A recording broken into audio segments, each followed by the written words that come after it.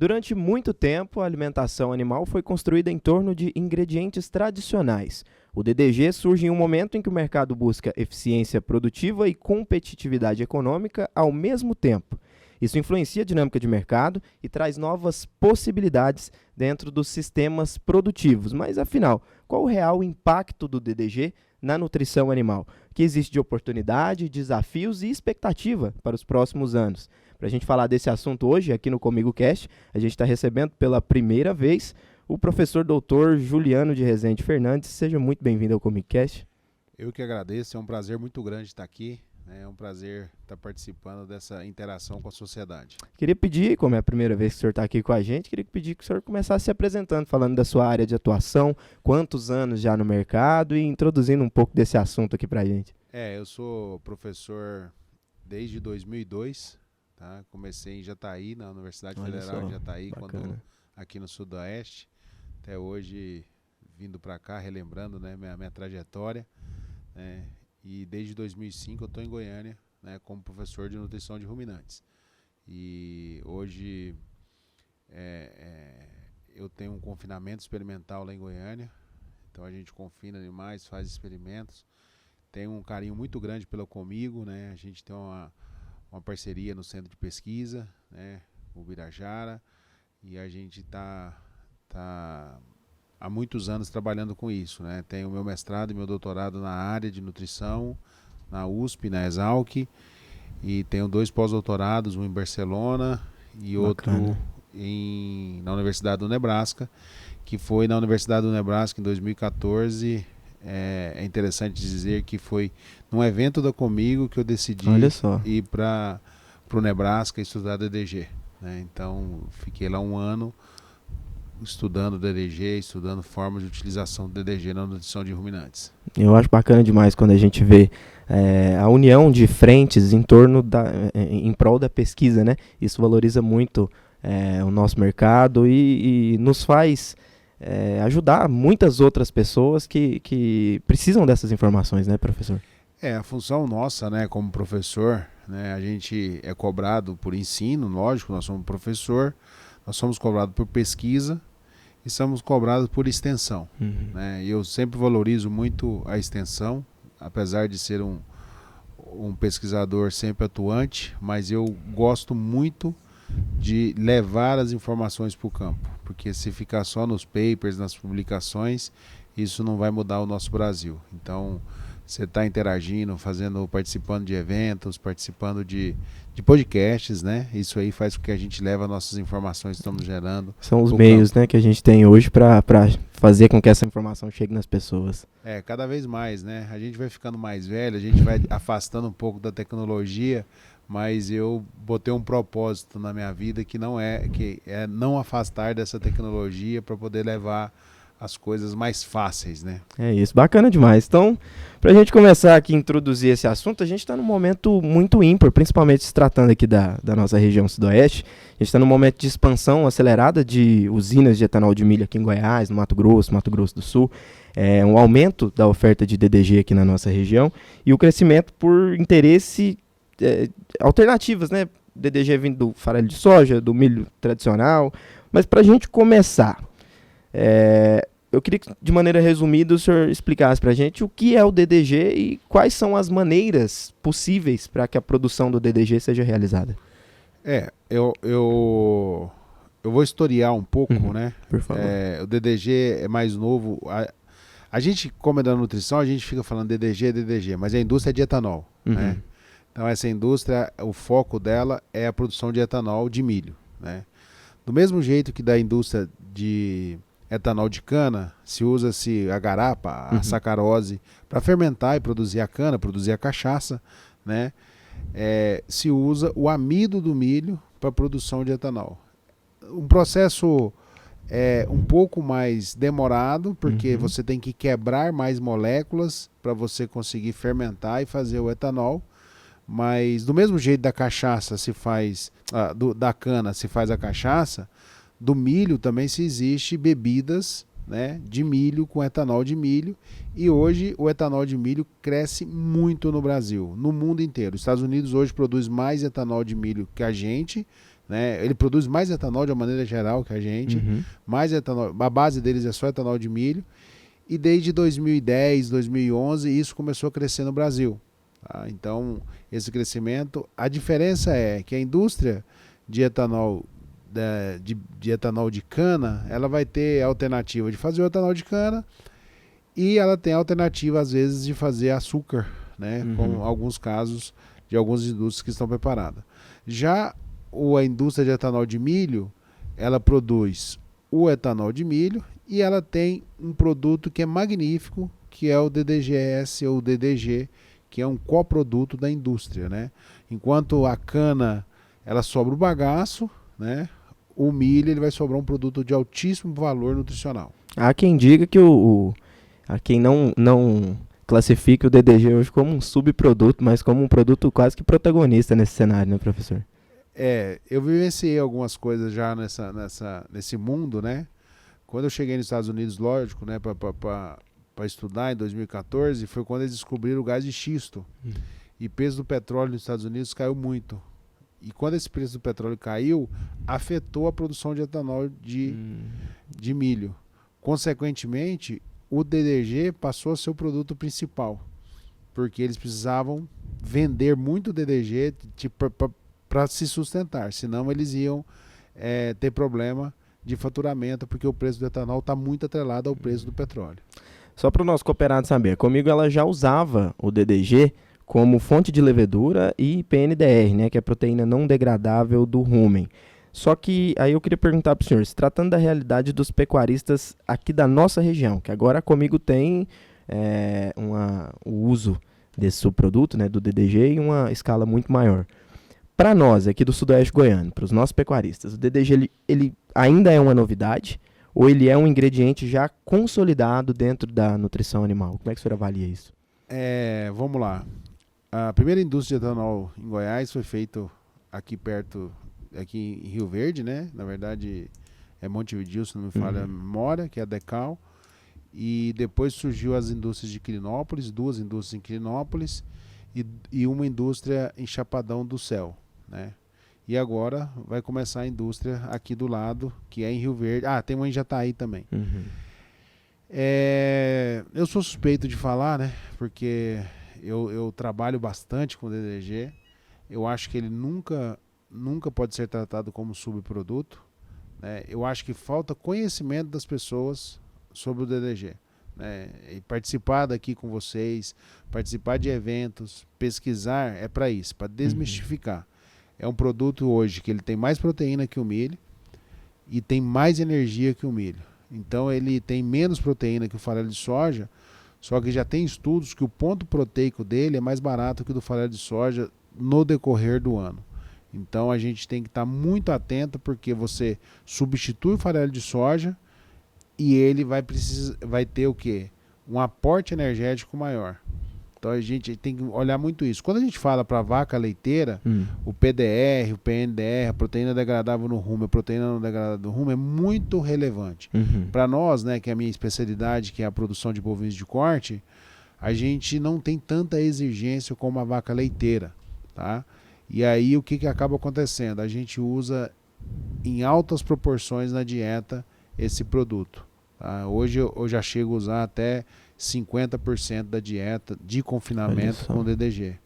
E só lembrar que quando a gente fala em DDG, é um termo em inglês, né, que é Dry Distillers Grain, né?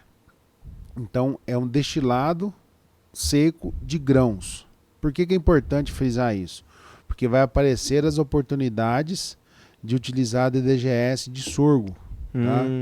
Não é só milho. A gente fala muito milho porque o milho é o carro-chefe, é o que tem maior volume de produção. Só que Goiás, como o maior produtor de sorgo do Brasil, certo? Provavelmente nós vamos ter uma oferta no mercado de DDGS de sorgo. E nós hoje, exatamente hoje, nós estamos com o primeiro experimento na universidade, né, no Brasil, dentro da nossa universidade, trabalhando com 50% de DDGS de sorgo na dieta. Então é muito interessante essa ferramenta. Bacana demais, informação muito importante, e é aí que a gente vê a importância dessas frentes de pesquisa para enriquecer ainda mais o agronegócio, né, a pecuária aqui do estado de Goiás e também de todo o Brasil. E quando o mercado se depara com produtos como esse, que vem ganhando espaço, normalmente existe uma combinação entre o desempenho técnico e a viabilidade econômica. O senhor acha que esse é o diferencial que vem fazendo o DDG crescer da forma que a gente vem acompanhando nos últimos anos? O DDG vem crescendo, Uhum. né, pela indústria de etanol, tá? O foco deles é sempre o etanol. Uhum. O coproduto DDG é uma receita muito importante dentro do processo, só que o que manda no preço é o etanol. Se eles vão moer mais, moer menos, comprar mais, comprar menos, é o etanol que vai dizer isso pra gente, tá? E o mais importante, né, o que a gente vem trabalhando, desmistificando tecnicamente, atrelando isso a fatores econômicos, né, é a gente deixar de preocupar com custo de dieta. Tá? As pessoas, mas minha dieta tá cara, minha dieta tá cara. Não é por aí que a gente analisa. Eu nunca analisei dessa forma. Hoje eu sou mais categórico em dizer que a gente deve avaliar quanto que está custando a sua arroba produzida. Eu acho que o mais importante é a gente saber o quanto que vai me sobrar no bolso. Eu posso gastar mais, mas se me sobrar mais, é melhor. Então, o produtor que quer usar o DDG, faça a conta do custo da arroba produzida. Não fique só pensando no custo da sua dieta. Ela pode ficar mais cara mas ela vai te entregar mais. E tem outro fator também. Tá? Geralmente, quando o produtor de boi ele não é produtor de grão, que aqui em Rio Verde a gente sabe que é uma parceria que anda muito junto, mas a gente tem isso aí. E também para o produtor que quer vender o milho, tá? O que acontece? Quando você tem que comprar milho, você compra ele, você tem um ponto de oportunidade que é na colheita, tá? Que você vai comprar o milho mais barato. Senão depois você vai ficar spot, vai ficar à mercê do mercado. Quando você faz contratos de DDG com a indústria, você vai retirando e pagando, retirando e pagando. Ou seja, você melhora o seu fluxo de caixa. Então é outro fator econômico que é muito favorável para o DDG. Se eu não me engano, nessa temporada, talvez tenha sido na última, porque me falhou a memória agora, mas nós já trouxemos assuntos sobre a produção de etanol de milho aqui no Comigo Cash. Então eu convido você, cooperado, primeiramente para compartilhar esse episódio com outras pessoas, para acessar o nosso canal do YouTube e mandar para que essa informação chegue cada vez para mais pessoas aqui na nossa região e no Brasil. Mas também convido você a conferir os episódios anteriores, caso você já não tenha visto, porque existem hoje, inclusive, incentivos de programas para que o produtor, ele de fato se empenha ali na rastreabilidade do milho, na venda, para que ele tenha um retorno dentro disso. Isso foi um assunto que nós já trabalhamos aqui no ComicCast. Mas dando continuidade a esse episódio, existe diferença relevante entre os tipos de DDG produzidos? É mais de um tipo? Como é que o mercado está posicionado em relação a isso? Por exemplo, o DDG produzido por essa indústria, ele é melhor, pior, ou ele é diferente do que da outra indústria? Vamos lá. Às vezes eu me perco com tantas vantagens do DDG, só que tem desvantagens também. Mas a primeira coisa, nível de enxofre, tá? O enxofre, ele é tóxico para o animal. Essa é a primeira coisa que deve tomar cuidado na hora de usar o DDG, principalmente em grandes inclusões. 15% da dieta total, 18%, não vai dar problema nenhum, tá? Quando a gente vai para 40%, 30%, a gente começa a ter problemas de enxofre. E aí implica de quem você está comprando o DDG. Porque esse enxofre ele entra na cadeia de duas formas. Primeiro, pela concentração do enxofre do grão, né? Porque o milho tem enxofre, na hora que você tira o amido, você concentra o restante, concentra proteína, enxofre, fósforo e assim por diante. Por outro lado, né, ele também usa ácido sulfúrico na fermentação. E aí isso aí faz com que aumente o teor de enxofre. Isso é tóxico. E isso eu aconselho. DDG não é igual ao milho. Os coprodutos não são igual ao milho. Tá? Que milho é milho. Tá? Os coprodutos, eles são depende da indústria. Eu falo muito, eu brinco muito, falo assim, depende do cozinheiro, tá? Porque é um processo fermentativo, tá? Mas mesmo falando de qualidade, a gente tem que escolher a indústria certa, a indústria que tem uma capacidade certa de utilização, de produção, que o cozinheiro é bom. E também existe vários tipos de coprodutos. Vou dar exemplos aqui, os mais comuns, né? Que é o DDG, né? O D de dry, que é seco. Você tem o WDG, que é o wet, que é o úmido. Esse aí vai estar, para quem está próximo das usinas, é muito interessante, tá? Você tem o alta fibra, que é um produto, é um coproduto, ele não é ele não é destilado, tá? Ele é um processo pré-fermentação, que tira a fibra do milho, do pericarpo do milho, né? Que é um produto excelente, só que um produto com menor teor de energia, um menor teor de proteína, mas também tem energia. É um produto excelente. E tem o de sorgo, tem o de milho, tá? Só para dar um spoilerzinho, né? Eu aprendo as palavras também dos adolescentes, né? Só para dar um spoilerzinho, o nosso experimento com DDGS de sorgo está maravilhoso. Hoje eu não tenho dúvida nenhuma que eu posso usar o DDGS de sorgo de olho fechado. Olha só. Que vai estar desempenho igual ao DDGS de milho. É uma coisa que em breve, então, o mercado já vai se deparar de forma mais ampla. Com certeza, mais 20, 40 dias, tá? A gente já vai estar nas nossas redes sociais, já vai estar disponibilizando um pouco dos dados que nós levantamos aqui. Bacana demais. E a ração produzida com o DDG, ela se adapta a todas as finalidades de nutrição? Por exemplo, ela serve para o animal que está em confinamento, para o animal que está na cria, que está na recria, ou existe alguma diferença? Para qualquer espécie, tá? Olha só. Depende do nível de inclusão. Vacas leiteiras, os trabalhos têm 15%, suínos, aves também trabalham com isso. No gado de corte, a gente trabalha com 50%, 45%, 50% de inclusão no confinamento. Tá? Na suplementação a pasto, é um produto super interessante, tá? Para suplementação a pasto, porque ele é muito palatável. Tá? Então, às vezes, o animal, no período das águas, certo? Quando você tem DDG no produto, tá? Você quer que ele coma um pouco mais para ter mais desempenho, às vezes você consegue essa eficiência quando você tem um DDG. Então eu ainda não achei uma categoria que é certo que eu não pudesse fornecer o DDG para esse animal. E quais são os mitos sobre o DDG que a gente pode trazer assim? Porque a gente sabe que quando o assunto vai surgindo, vão se criando várias coisas em volta. Quais são os principais mitos hoje que permeiam esse eu assunto? acho que os mitos, né? Eu acho que a pessoa tem medo ainda do custo, tá? Porque fica fazendo o custo em comparação com farelo de soja, tá? E não é.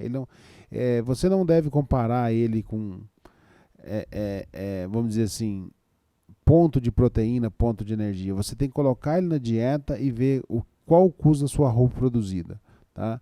Então eu acho que o grande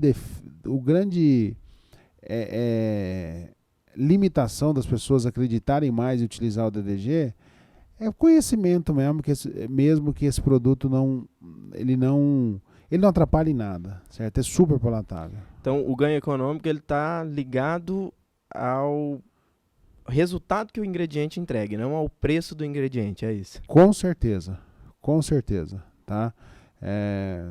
Você vai viajar, né? Você vai viajar, entrega, né? Você vai viajar numa classe executiva ou numa classe econômica, né? A classe executiva é mais cara porque ela te entrega mais, né? Então você vai ter mais conforto, você vai ter uma viagem melhor e assim por diante. O DDG é a mesma coisa, tá? Se eu tenho uma capacidade de fazer o animal ganhar mais peso, tá? O ROI, né? O retorno sobre o investimento, certo? É muito maior quando você usa o DDG. E agora, professor, vamos falar do cenário onde o DDG não é a melhor opção. Esse cenário existe? Ou como é que ele entra no mercado assim? Ele não vai... onde eu tenho limitações, né? Eu recomendo ele muito da seguinte forma. Quando a pessoa tem que comprar muito milho, e tem que se comprar esse milho, desembolsar um dinheiro muito grande uma vez por ano, que aí eu faço o contrato, tá? Onde é ruim para comprar? tá? Na entre-safra, tá?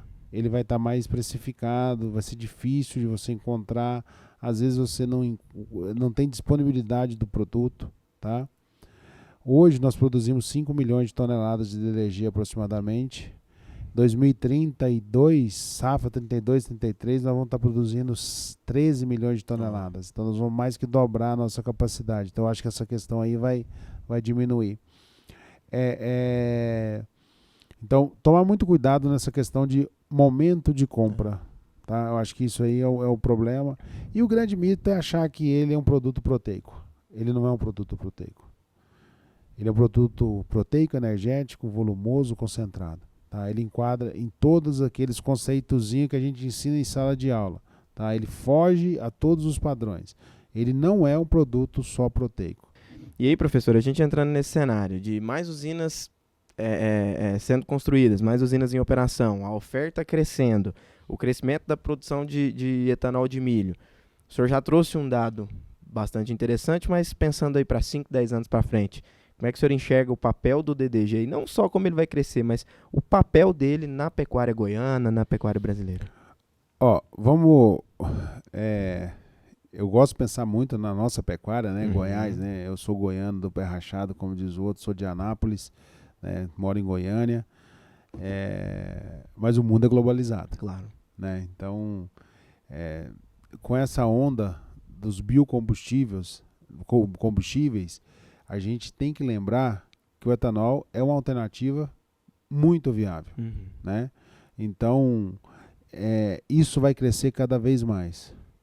E vai sempre estar sobrando o DDG. Tá? Há 15 anos atrás, tá? Quando eu estive aqui na Comigo, num evento, quando estava lançando a primeira indústria em Goiás, eu assisti uma palestra, certo? Meu medo era que acabasse o milho do meu boi. Hoje eu já penso diferente. Eu quero que acabe o milho do meu boi e me sobe tudo em DDG. Sobrar o DDG. Então, assim, eu não vejo... A gente só vai ter algum senão nessa produção de DDG se nós tivermos algum problema de matriz de biocombustível. A energia solar, carro elétrico. A gente sabe que a energia solar no mundo... A energia elétrica no mundo, ela polui também, né? É diferente do Brasil, mas você pega em outros países que usam combustíveis fósseis para produzir energia elétrica, né? Você vê que o biocombustível nosso está na frente e eu acho que essa associação do carro elétrico com o etanol vai ser o que vai perpetuar por muitos anos. Então, o DDG ele tende a se tornar uma matéria-prima dominante, fundamental, mas existe um limite para essa expansão? Vai chegar um momento onde vai ser aquilo ali e acabou? Como é que o senhor enxerga esse cenário? Eu não acredito que isso vai acontecer, tá? Hoje, eu vou puxar o dado para nós, tá? Hoje, nós confinamos praticamente 10 milhões de cabeças no Brasil, tá? Se eu incluir o volume de 45% de DDG na dieta, tá? Eu acabo com o DDG do Brasil. Olha só. Tá? Nos 10 milhões. Se eu se você pegar os dados do Sindicações, se eu colocar 15% de DDG na ração de frango, certo? Também acaba com o DDG do Brasil. Então, nós temos um limite alto ainda para a gente trabalhar. Se pegar só bovino de corte e só frango, tá? A gente já consegue consumir todo o DDG que vai produzir em 2033. Olha só. Tá? Então, assim, aí o mercado vai regulando isso aí. Tá? Então, até lá nós vamos ter gente usando. A gente sabe que hoje Minas Gerais, São Paulo, são os estados que não têm usina, tá? E nem tem perspectiva de crescimento de usina. Talvez São Paulo agora comece a mudar alguma coisa. Essas usinas antigas de cana, certo? Ela vai se tornar, que a gente chama de usina flex, tá? Ela vai fazer etanol de cana e etanol de milho, e aí a gente vai ter indústrias lá. Mas a gente sabe que nesses lugares tem outras alternativas que não são viáveis. Hoje no Mato Grosso, né, que é o estado que mais produz quase 45% do DDG do Brasil é produzido no Mato Grosso, né? Por que é produzido lá? Porque lá tem milho. É o maior produtor de milho também, né? Quase ninguém usa mais farelo de soja para bovino confinado. Ninguém usa... só DDG, DDG, DDG. Então a gente tem um mundo muito grande. E o que a gente está enxergando, tá, quando a gente conversa com uma indústria, né, que os custos, quando você usa o DDG, dependendo do contrato que a indústria faz, o produtor vai ser muito beneficiado. Tá? Por quê? Porque reduz o custo do produto. Ele ainda não está fazendo a conta do que ele vai ganhar de retorno com isso aí, mas cai o custo do produto. Olha só. Tá? Realmente é um assunto que veio para ficar, a gente poderia falar por bastante tempo, mas o podcast já está chegando ao final. Já deixo o convite para o senhor voltar e trazer os resultados da pesquisa do DDG com sorgo. O senhor falou que já está bem encaminhada, que não tem dúvida alguma da efetividade, mas já fica o convite para a gente trabalhar esse assunto. É muito importante e enriquece demais a nossa pecuária. É um prazer muito grande. Eu vou estar aqui novamente, pode ter certeza. Eu já tenho 5 anos de dados de pesquisas. Olha só. Tá? A hora que quiser, a gente pode vir fazer uma apresentação, a gente montar uma estrutura de dados científicos sobre o DDG e pegar o mais novo, que é esse de sorgo. E eu já estou em processo nessa parceria com a indústria de DDG, que é uma parceria público-privada, né, com a nossa fundação, a FUNAP, de desenvolver novos experimentos. Nós estamos fechando um contrato com a indústria, né, porque ela está vindo para Rio Verde. Nós estamos fechando um contrato com ela por 5 anos para que nós possamos desenvolver pesquisas. Com certeza vai refletir no produtor, vai refletir na indústria da Comigo. Se for para o bem do agricultor, do pecuarista aqui da nossa região cooperada da Comigo, a Comigo está sempre de portas abertas, o Comigo Cast está sempre de portas abertas. Queria pedir para o senhor deixar suas considerações finais, fazendo um apanhado geral sobre esse assunto. Eu sou muito suspeito de falar de DDG. Eu costumo brincar que lá em casa o feijão tropeiro está sendo feito com DDG já. Tá? Mas eu gosto muito do produto, tá? Eu encontro resultados muito interessantes no campo, na pesquisa, e isso aí a gente tem que desmistificar isso, e estou de portas abertas para questionamento. Pode entrar em contato com a universidade. A gente tem um Instagram que a gente solta as informações, se vocês quiserem passar, né, cebc.confinamento. Tá? cebc.confinamento. Perfeito. Tá? As pessoas podem entrar em contato, pode estar perguntando. Às vezes a gente não tem tempo, mas nós temos alunos lá. Eu tenho mais de 20 alunos que trabalham comigo, 10 alunos de pós-graduação. Olha, certo? Bacana. Então, pode entrar em contato. Então, o que eu digo é o seguinte: desmistifique um pouco a questão que o DDG é um produto proteico. Olhe de quem você está comprando, tá? E não tenha medo de fazer uma dieta mais cara, porque ela vai te entregar mais. Eu acho que esses são os pontos que vocês devem levar em consideração. E é um produto que veio para ficar. Tá? Quando se falava muito, né, de carro elétrico, eu tinha muito medo do etanol sair. Depois que eu descobri que um carro flex no Brasil, um carro híbrido no Brasil, energia e a álcool, ele polui menos que um carro só energia elétrica na Alemanha, certo? Eu falei assim, não tem mais volta, vamos abraçar esse negócio aí, que esse negócio é pro futuro. É isso, pessoal. Professor Dr. Juliano de Rezende Fernandes falando sobre o impacto do DDG no cenário de nutrição animal no Brasil e aqui na nossa região. Esse episódio ficou super bacana, agradeço você que nos acompanhou até agora. Comigo Cast, ele é uma produção da assessoria de comunicação aqui da Comigo, sobre a gerência de Gabriele Triquies.